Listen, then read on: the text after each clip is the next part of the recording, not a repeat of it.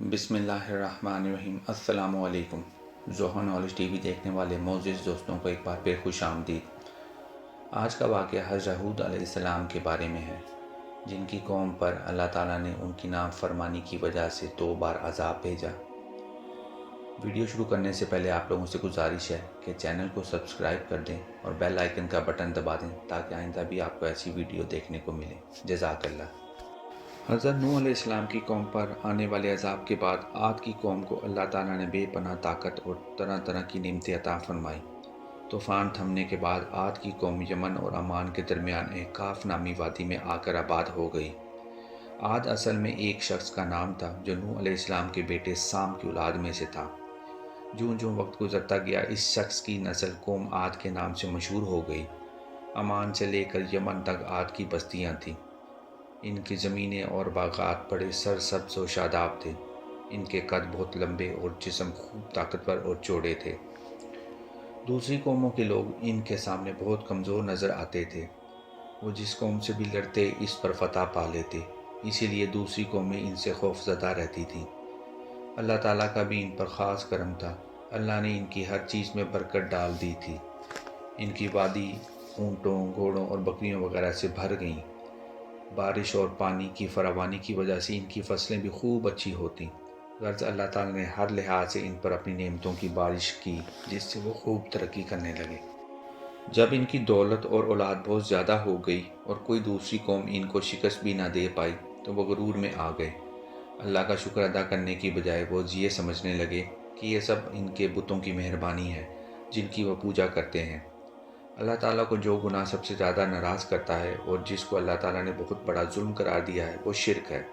شرک کا مطلب ہے اللہ تعالیٰ کے ساتھ کسی کو شریک ٹھہرانا۔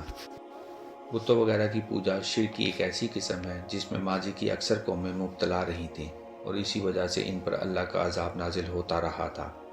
وہ قوم بھی شرک اور تکبر میں اس قدر آگے نکل گئی کہ اس نے اپنے آباء و اجداد پر نازل ہونے والے طوفان نوح علیہ السلام کو بھی بھلا دیا۔ وہ یہ بھی بھول گئے کہ اللہ تعالیٰ نے حضرت نوح علیہ السلام کی قوم کو کیوں ہلاک کیا تھا۔ طوفان نوح علیہ السلام کے بعد اس قوم عاد نے بت پرستی کا رواج عام کیا۔ اصل میں یہ شیطان ہی تھا جس نے انہیں بت پرستی کی لت میں مبتلا کیا۔ شیطان نے اس کے لیے بڑا جھوٹا حربہ استعمال کیا۔ طوفان نوح کے بعد زمانہ چونکہ انہی افراد پر مشتمل تھا جو اس ہولناک طوفان میں بچ گئے تھے، اس لیے اس وقت زمین پر سے بت پرستی کا مکمل طور پر خاتمہ ہو چکا تھا۔ لوگ ایک اللہ کی عبادت کرنے لگے تھے، لیکن شیطان جو انسان کا خطرناک ترین اور سب سے پرانا دشمن ہے، یہ سب برداشت نہ کر سکا۔ اس نے ایک بار پھر لوگوں کو بہکا کر اللہ کے راستے سے غافل کرنا شروع کر دیا۔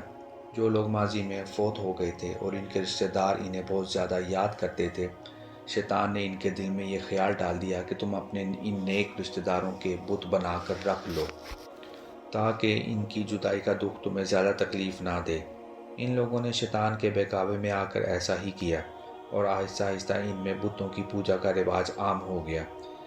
پھر وہ ان بتوں سے مرادیں پوری ہونے کی دعائیں مانگنے لگے اور مکمل طور پر شرک میں گرفتار ہو گئے۔ جب بھی کوئی قوم شیطان کے جال میں گرفتار ہو کر گمراہ ہوئی، اللہ تعالیٰ نے ان کی ہدایت کے لیے ان میں سے ایک نبی بھیجا تاکہ انہیں سیدھے راستے کی طرف بلائے۔ حضرت ہود علیہ السلام بھی اللہ کے برگزیدہ نبی تھے جنہیں اللہ نے اس قوم کی ہدایت کے لیے بھیجا اور آپ کو نبوت سے سرفراز فرمایا۔ آپ اپنا فرض ادا کرتے ہوئے عاد کے لوگوں کو ایک اللہ کی عبادت کی طرف بلانے اور شرک سے روکنے لگے۔ حضرت ہود علیہ السلام نے اپنی قوم سے فرمایا، دیکھو میں تمہارا ہی بھائی ہوں، تمہارا دشمن نہیں بلکہ خیر خواہ ہوں۔ شرک اور دوسرے برے کاموں سے باز آؤ اور ان بتوں کو چھوڑ دو جو نہ تمہارا کچھ بگاڑ سکتے ہیں اور نہ سنوار سکتے ہیں۔ صرف ایک اللہ کی عبادت کرو جس نے اپنے فضل و کرم سے تم کو طاقت، قوت، مال و دولت اور دانائی سے نوازا ہے۔ قوم عاد میں بہت سے لوگ ایسے بھی تھے جو بظاہر بتوں کی پوجا تو کرتے تھے لیکن ان کے دل اس طرف سے مطمئن نہ تھے۔ ان پر ان کی قوم کے طاقتور افراد ظلم بھی ڈھایا کرتے تھے۔ وہ لوگ آہستہ آہستہ حضرت ہود علیہ السلام پر ایمان لاتے گئے۔ چونکہ وہ کمزور اور غریب تھے اس لیے مشرکین نے ان کا مذاق اڑایا اور ان پر اور زیادہ مظالم ڈھانے شروع کر دیے۔ وہ اکثر ان لوگوں کو مارتے پیٹتے۔ ان کی کوشش تھی کہ وہ لوگ ان کی بستی سے دور رہیں۔ بعض سنگ دل تو ان پر پتھر بھی برساتے جس سے ان کے مویشی اور وہ بری طرح زخمی ہو جاتے۔ اس کے باوجود حضرت ہود علیہ السلام نے انہیں نیکی کی طرف بلاتے اور بتوں کی پوجا سے روکتے رہے۔ اس کے جواب میں ان کی قوم کے سرداروں نے کہا کہ یہ عجیب بات ہے کہ ہم میں سے ہی ایک آدمی پیغمبری کا دعویٰ کر رہا ہے۔ اگر اللہ نے پیغمبر بنانا تھا تو صرف تم ہی اس عزت کے لیے رہ گئے تھے، اور یہ کیسے ہو سکتا ہے کہ جن بتوں کو ہمارے آباء و اجداد پوجتے آئے ہیں ان کو ہم تمہارے کہنے پر پوجنا چھوڑ دیں۔ حضرت ہود علیہ السلام تمام تر تکالیف اور مشکلات کے باوجود قوم عاد کو بت پرستی سے چھوڑ کر توحید اختیار کرنے اور ظلم و ناانصافی چھوڑ کر عدل و انصاف کی راہ پر چلنے کی تلقین فرماتے رہے۔ مگر قوم عاد اپنی دولت و طاقت کے غرور میں اس بری طرح مبتلا تھی کہ ان کی کسی بات پر دھیان نہ دیتی تھی۔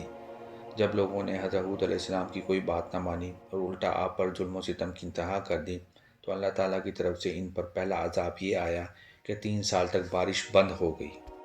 اس کے نتیجے میں ان کی فصلیں اجڑ گئیں، زمینیں اور باغات خشک ریگستانی صحرا بن گئے۔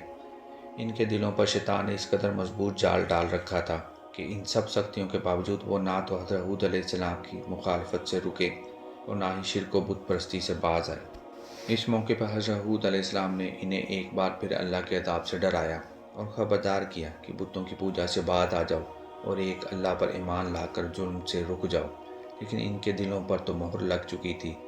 وہ جواب میں بولے، اے ہود، لے آؤ ہم پر وہ عذاب جس کا تم ہم سے کہتے ہو۔ دراصل انہیں اس بات پر بہت غرور تھا کہ وہ ایک بہت ہی مضبوط قوم ہے اور کوئی بھی ان کا مقابلہ نہیں کر سکتا۔ اگر ان پہ کوئی عذاب آیا بھی تو وہ اس کا مقابلہ کر لیں گے۔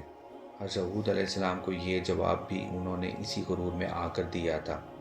جب وہ لوگ کسی بھی طرح ایک اللہ پر ایمان نہ لائے تو اللہ تعالیٰ نے ان پر اپنا عذاب لانے کا فیصلہ کر لیا۔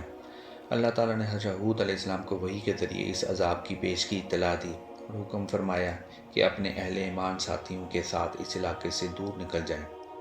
حضرت ہود علیہ السلام نے اپنے ساتھیوں کو ساتھ لیا اور وہاں سے ہجرت کر گئے۔ اب چونکہ اس بستی میں اللہ کا ایک بھی نیک انسان موجود نہیں تھا، اس لیے اس پر کھل کر عذاب آیا۔ طویل مدت کی خشک سالی کے بعد اچانک آسمان پر کالے بادل جمع ہونے شروع ہو گئے۔ وہ بے وقوف اس بادل کو دیکھ کر خوشیاں منانے لگے کہ ایک بار پھر ان پر بارش برسے گی اور ان کے کھیت سرسبز و شاداب ہو جائیں گے۔ وہ بلند پہاڑ پر چڑھ کر اپنے دیوتاؤں کا شکر ادا کرنے لگے۔ انہیں یہ خبر ہی نہ تھی کہ جسے وہ بارش کا بادل سمجھ رہے تھے وہ در حقیقت اللہ کا سخت ترین عذاب تھا۔ تھوڑی ہی دیر میں تیز ہوا چلنے لگی جس نے آگ کی طرح سرخ آندھی کی شکل اختیار کر لی۔ وہ ہوا اس قدر تیز اور ہولناک تھی کہ ان دیو قامت لوگوں کو اٹھا اٹھا کر زمین پر پٹکنے لگی۔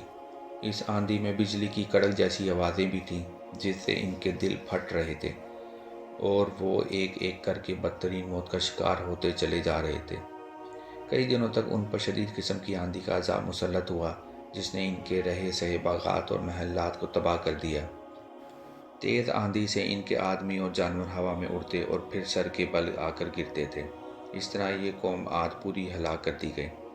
قرآن کریم میں ارشاد مبارک ہے کہ ہم نے جھٹلانے والوں کی نسل ختم کر دی۔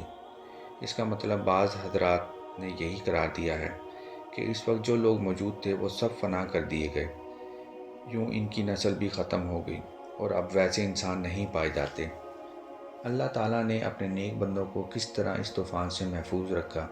حضرت ہود علیہ السلام کی بات نہ ماننے اور کفر و شرک میں مبتلا رہنے پر جب ان کی قوم پر عذاب آیا تو حضرت ہود علیہ السلام اور ان کے ساتھیوں نے پہاڑوں کے درمیان میں واقع ایک مقام پر پناہ لے لی۔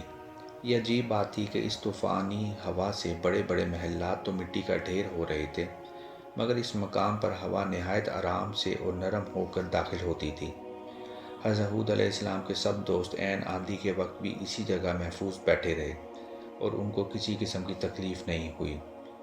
حضرت ہود علیہ السلام اور ان کے ساتھی قوم کے ہلاک ہو جانے کے بعد مکہ معظمہ منتقل ہو گئے اور پھر آپ نے یہیں وفات پائی۔ معزز دوستو، یہ تھا حضرت ہود علیہ السلام اور ان کی قوم کا واقعہ۔